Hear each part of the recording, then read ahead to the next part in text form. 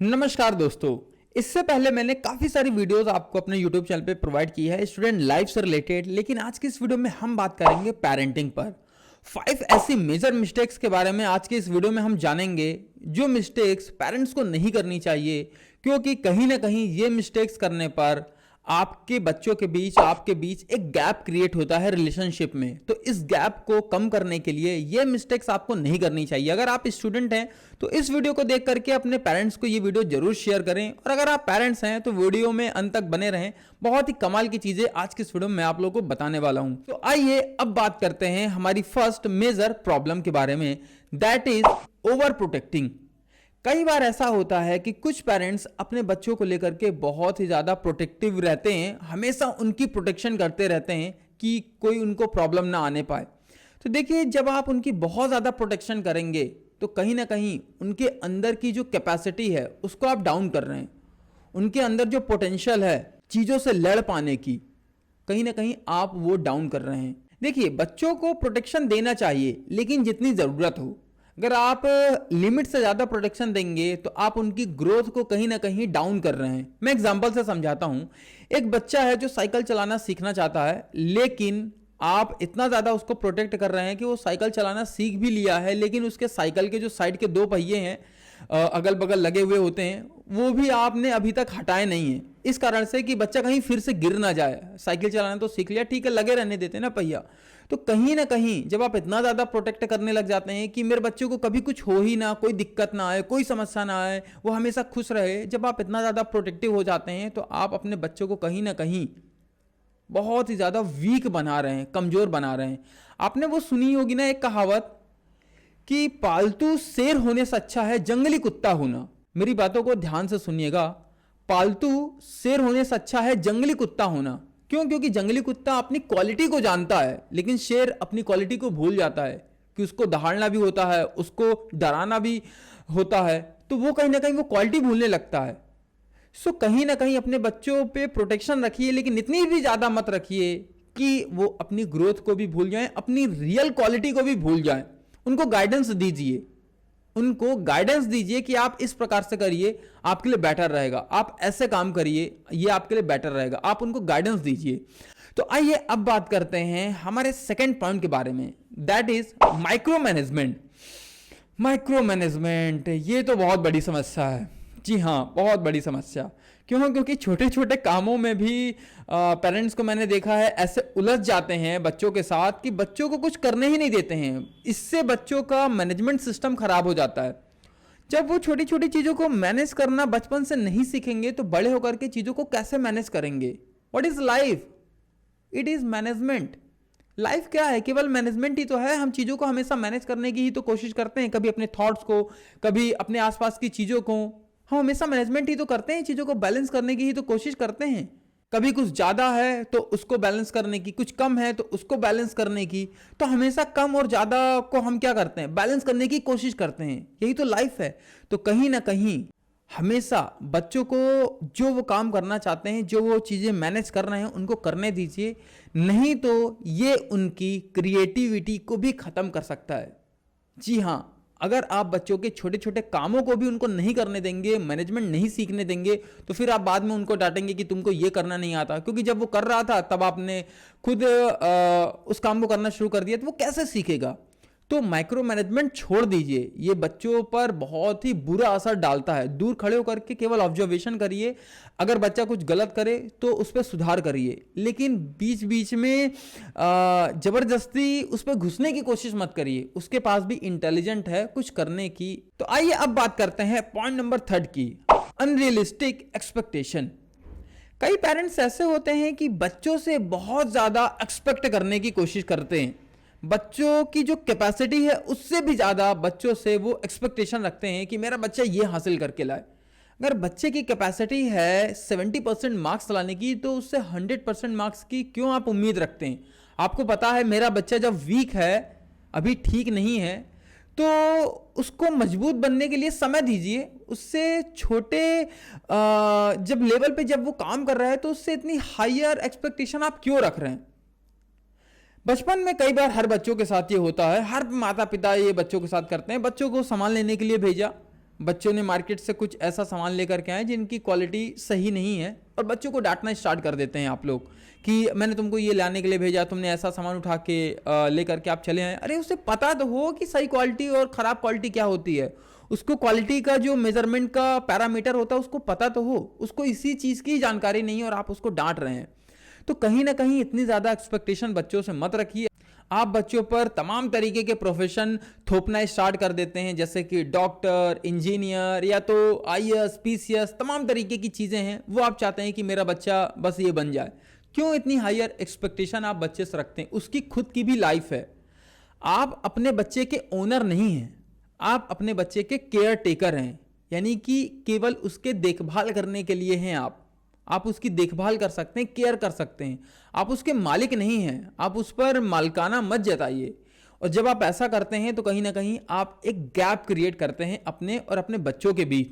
तो आइए अब बात करते हैं फोर्थ मिस्टेक्स की। ये मिस्टेक्स किसी भी रिलेशनशिप की सबसे बड़ी मिस्टेक्स है। कोई भी रिलेशनशिप हो, चाहे वो हस्बैंड वाइफ का हो, चाहे वो गर्लफ्रेंड बॉयफ्रेंड का हो, चाहे वो पेरेंट्स और बच्चों का हो, चाहे वो टीचर या तो स्टूडेंट का हो, चाहे दो फ्रेंड्स का हो, किसी भी रिलेशनशिप के बीच में ये सबसे बड़ी प्रॉब्लम मुझे लगता है कि हो सकती है, वो है सही तरीके से कम्युनिकेशन ना होना। जब आप कम्युनिकेशन सही तरीके से नहीं करते हैं तो कहीं ना कहीं रियल अंडरस्टैंडिंग डेवलप नहीं होती है और रिलेशनशिप में गैप क्रिएट होता है। तो हमेशा बातचीत आपको करना जरूरी है अपने बच्चों के साथ बैठ करके प्रॉपर तरीके से। मैं आपको एक रियल लाइफ किस्सा सुनाता हूं। जब पैडमैन मूवी आई थी तो उस समय मैंने अक्षय कुमार का एक इंटरव्यू देखा था जिसमें वो अपना रियल लाइफ एक्सपीरियंस बता रहे थे कि उनके एक फ्रेंड है, उनकी बेटी लगभग 13-14 ईयर की थी और समथिंग शाम का या रात का समय था जब उसको पीरियड्स आए थे। तो वो अपने माता जी से कुछ बता रही थी धीमी आवाज़ में कि मुझे ये प्रॉब्लम्स आ रही है।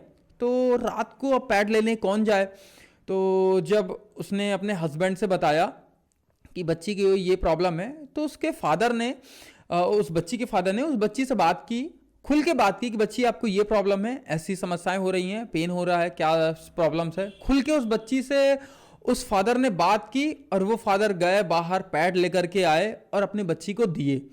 तो उस दिन से उस बच्ची के बीच और उस फादर के बीच एक स्ट्रॉन्ग रिलेशनशिप क्रिएट हो गया। अक्षय ने बताया कि उनके जो दोस्त हैं उनकी बच्ची के साथ उनका बहुत ही स्ट्रॉन्ग रिलेशन है। अब कुछ भी प्रॉब्लम होती है ना उस बच्ची को तो वो मदर से पहले अपने फादर को बताती है। इतना ज़्यादा स्ट्रॉन्ग रिलेशनशिप क्रिएट हो गया।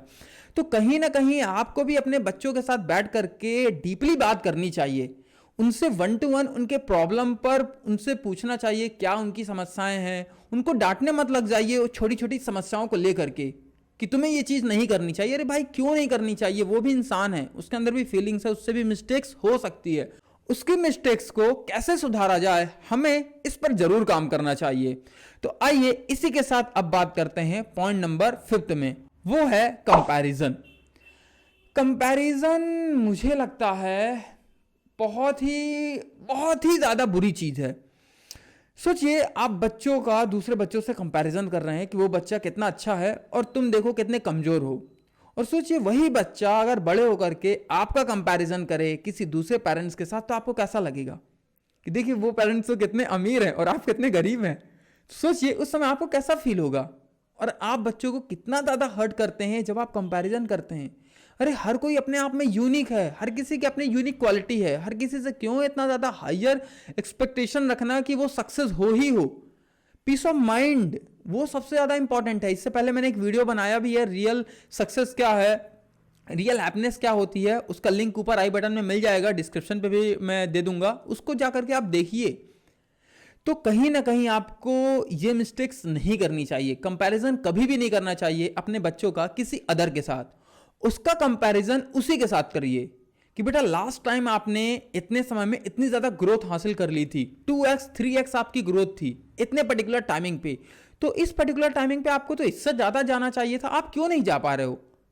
उसका कंपैरिजन उसी से करिए तो उसको कहीं ना कहीं पॉजिटिव वेव्स से मिलेंगी, उसको नेगेटिविटी नहीं फील होगी। क्योंकि जब खुद से ही कंपैरिजन होता है कि यार पास्ट में तो मैं इस टाइम पे मैं यहाँ पे था तो मुझे तो इतने पर्टिकुलर टाइमिंग पे और ज़्यादा ऊंचा जाना चाहिए, मैं क्यों नहीं जा पाया, तो उसको कहीं ना कहीं लगता है कि यार ये मेरी गलती है। सो उम्मीद करता हूँ ये वीडियो आपको काफ़ी पसंद आया होगा।